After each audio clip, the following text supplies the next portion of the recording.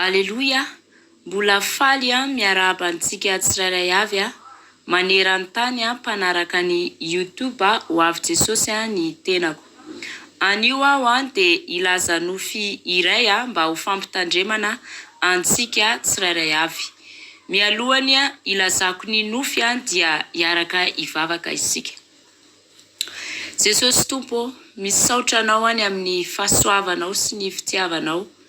Mbola afaka hifampizara mba ho fampitandremana ny tsirairay avy. Misaotra Tompony amin'ny hery sy tanjaka ary fahasalamana izay omenao ahafahako mijoro vavolombelona indray amin'ny ity andro anio ity. Misaotra ihany koa Tompony amin'ny zavatra rehetra. Misaotra ny amin'ny fandaminanao, misaotra ny amin'ny programanao, misaotra fa Andriamanitra mahay ny zavatra rehetra ianao ary mampafantatra maneho ny zavatra izay tsy fantatray, tsy hitan'ny masonay Jesosy, fa any amin'ny ara-panahinay kosa Tompo.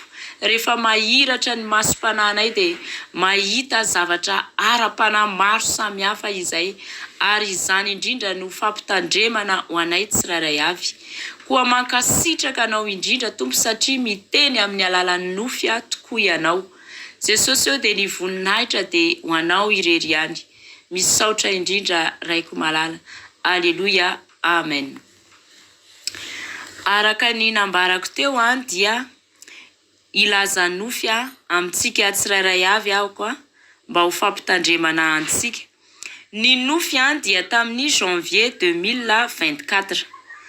Tamin'io fotoana io dia tany amin'izay toerana anankiray izay mafana be any amin'ny toerana io zany, mafana be tsy teto Madagasikara moa ilay toerana. Mafana, tena mafana be any amin'ny toerana io zany. Rehefa tany dia nisy fotoana manana mifandray amin'olona zany, manana namana sy ny ohatrin'izany. Dia indray andro nisy olona nanome akanjo anahy zany. Rehefa nomeny akanjo dia tsy tonga dia nanaovako avy hatrany zany le akanjo, fa naprimiko tao anaty armoire aloha izay fitoeran'ny akanjoko. Dia naprimiko tao aloha ilay akanjo zany. Dia nisy fotoana ireo olona reo zany nandeha nanao vakansa zany ireo olona reo. Rehefa nandeha nanao vakansa ireo olona reo dia nanaovako amin'izay zany le akanjo. Za zany tsy neritreritra ninona fa tonga dia nanaovako avy hatrany le akanjo zany, noentiko natory le akanjo. Hozy izy ako zany hoe andeha ty akanjo ty ataoko fetina matory, zay fotsiny zany tany amin'ny eritreritrako zany tamin'izay fotoana zay. Dia rehefa noentiko natory ilay akanjo dia rehefa diva raina tamin'ny efatrefatrora tany, efatrefatrora maraina zany, dia naheno vorondolo ao anatina nofy zany, ao anatina zamatory be zany, nahare vorondolo. Dia rehefa naheno any vorondolo io kelikely niny dia nisy tanana zay zany namina mafy be anahy. Dia manambara io tanana io zany ohatriny hoe anaty zavatra ty, fa za zany mbola tsy conscience satria ao anatina nofy ako zany. Dia avy eo amin'izay taitra be zany. Rehefa taitra ako dia hozy izy ako hoe inona koa le zavatra nitranga teo.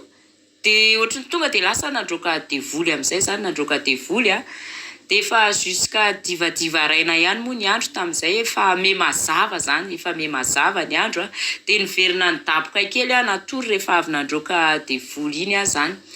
Dia za tsy mbola nalala, tsy nafantatra hoe inona ary ny antony iny, fa nanontany tena zany hoe inona ary no antony nampatonga an'ilay fanaratsy nanafika anahy teo zany.